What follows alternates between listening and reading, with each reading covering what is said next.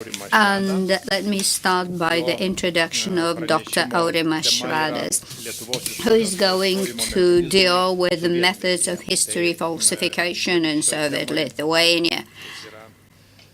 And I think that Dr. Švedas has done a number of studies in this area. Aurimas Švedas is assistant professor who works at Vilnius University at the Faculty of History, and he mainly deals with the 20th century and the transformations of our society and social cultural aspects of our history. Those are the focuses of his study. And then again, Aurimas Švedas has got a publication of 2008. There he interviews the historian, that is Eduardas Gudavičius, and he also has got another publication covering the period of 1944 to 1985. And now, Dr. Aurimas Švedas, you have the floor. Good afternoon. As it was already presented, I will be speaking on the methods of history falsification in Soviet Lithuania. In the very beginning, I will try to present what my speech will cover. So first of all, I will try to define what was the role of history in the Soviet reality. Then I'll move on to identifying the characteristics of institutions who participated in the falsification of history. Then I will move on to the methodology and theoretical instruments imposed on historians in falsifying Lithuanian history. And I will finish off by presenting the so-called mistakes or heresies of the Soviet historians for which they were being punished. So let's begin from the role of history and history teaching in Soviet times. Attempting to define what was history in Soviet times, we should distinguish history as scientific work and history as part of an ideological activity. So we can say that according to the general understanding of Bolshevik understanding, history had a special status in the Soviet times. Because employing history, it was thought that the secrets of the world's meaning, development, and ending could be opened. It could also become an instrument allowing to change reality and at the same time legitimate the policy of the party elite. Such a function of history was based on an understanding that the biggest value of history, however paradoxical it might sound, is related to the present and the future, because history had to serve the Soviet regime by painting the picture of reality, which was a desert, in colorful and bright colors. It was thought that history could help retell the past and redefine the people and the episodes of the past in a different way, and at the same time condemn the people from the past to oblivion. In reward, the historians who served the regime, their work was considered to be a very important one in the ideological front. To the very few historians,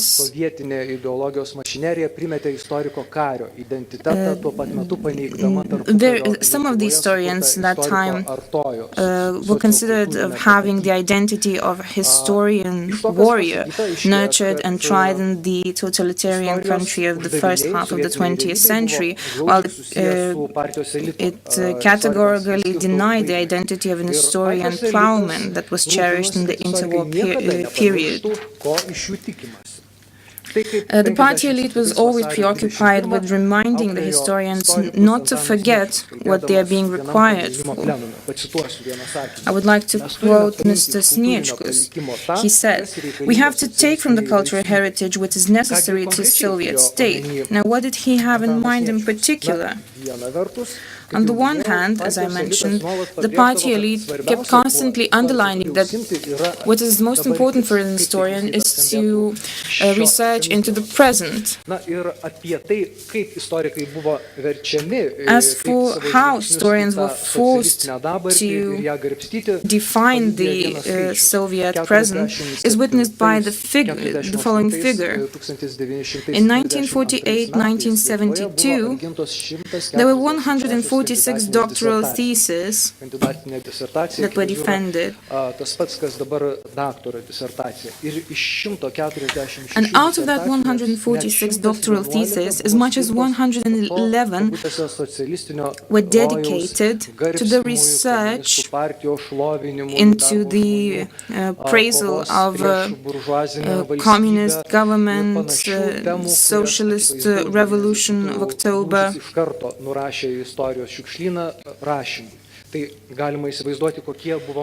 You can only imagine the scope of the research covered by those doctoral theses.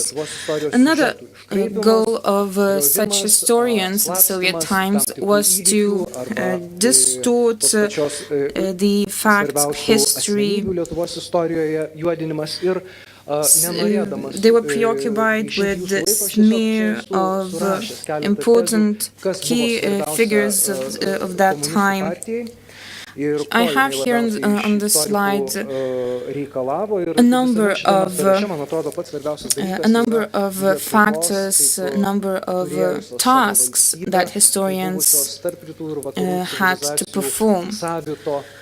Some of them included highlighting the development of production capacities and relations in the Lithuanian history and undermining the focus on the promotion of the statehood.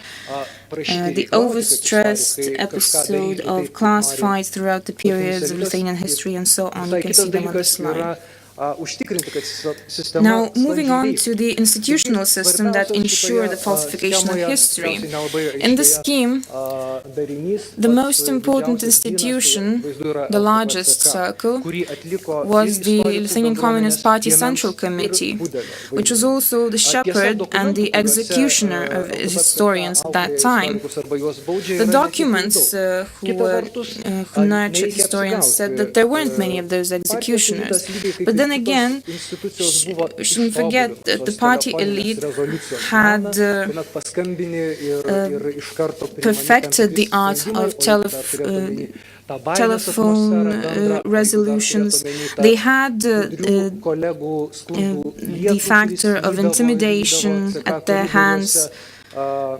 They used violence and they knew how to deal with their colleagues at the same time. The Central Committee knew very well the instruments they had at their hands, which helped them to influence the historians in their activity. The second important institution was the Party's Institute of History. This institute was important for the ideas, for the claims that were construed by the historians. These were the ideas that regarded the 20th century. The institute also performed the role of an intellectual treasure box, so to say. At its hands, it had a number of books that could not have fallen to the hands of every person. The other blue circles that contained the letters PPO, these were the primary party organizations. specpajėgų būrių funkciją. They performed the so-called function of special forces. Ir tik tai su pamačius kažkokią ereziją arba galima Once they saw any manifestations of distortion from the ideologies, they had to focus their actions in the fight against those distortions. Now, another institution was the Institute of History. This was as if a factory that had to perform the function of science production. All these control mechanisms were especially aware of the work that was undertaken in this institute. The Institute of History was as if an ivory tower where the historians were forced rather to keep silent rather than to tell how things actually work. Then we can speak about Vilnius University or Vilnius Pedagogical Institute, where historians also had to shape the past of the country.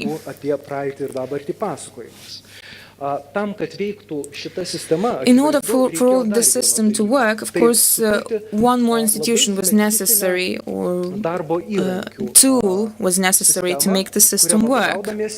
This was a system based on which the party control mechanisms could decide what is good and what is bad, what can be tolerated, what can be punished.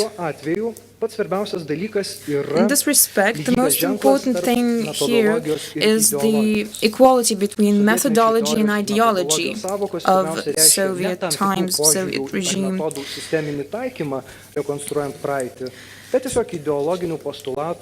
The character of relations between the Soviet government and historians was shaped by certain institutions. They left no alternatives for historians. It was closely observed whether the historians definitely put the equality between methodology and ideology. The historians had to constantly ask themselves whether I will be in trouble or not by writing one thing or another. There were censors in place the task of whom was to censor the works historians. Next to censorship, there was auto-censorship, the work of which was also to closely observe the works of historians. But the historians also noticed that even the auto-censors might miss one thing or another in their works. So collective planned work principle was also applied, meaning that the historians could monitor each other and each other's work. Planned work as if gave sense to this collective work. Its job was to see how historian meets the requirement of ideology. And in conclusion, a few words about the typology of mistakes and heresies of historians. Not all the historians wanted to be historian warriors, and they wanted to be devoted to the historian plowman's identity. They wanted to say the truth about the history of the past. So there were 5 types of accusations, the most severe of which was the accusation of nationalism.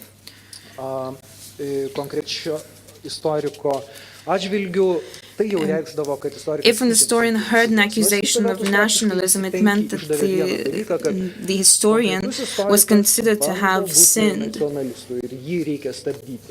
And this meant that such an historian has to be stopped, prevented from further activities.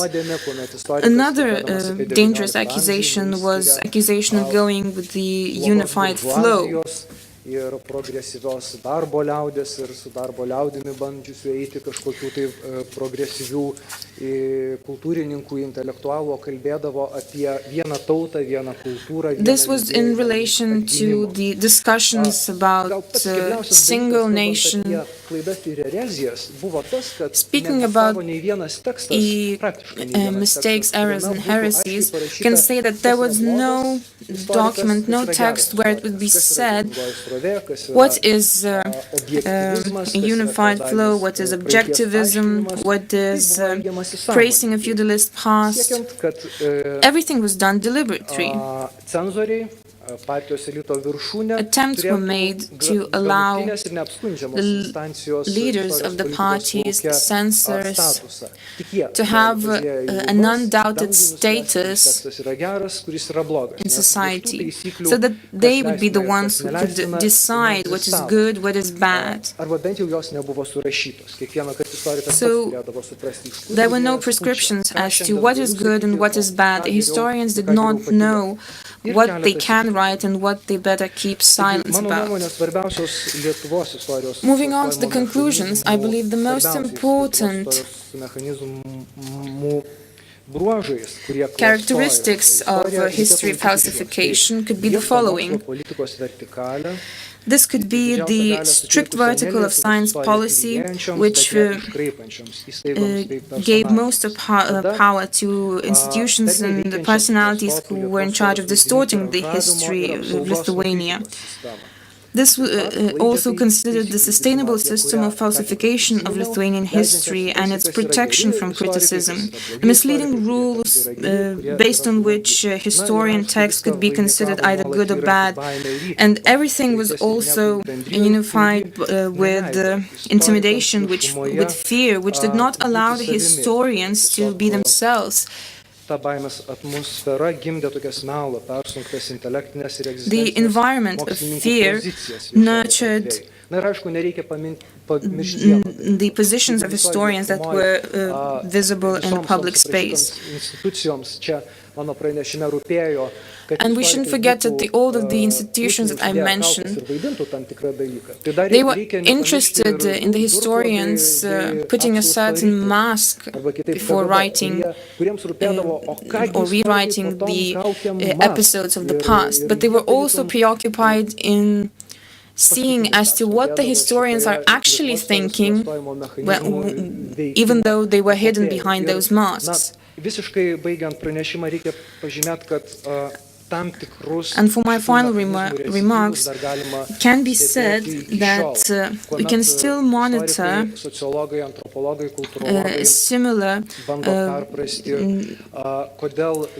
attempts to influence historians when we are speaking about today's researchers of the past who are facing attempts to manipulate the results of their work in the policy of history. But this could be a part of a different research, doctoral thesis, which could be also written in the future. Thank you for your attention.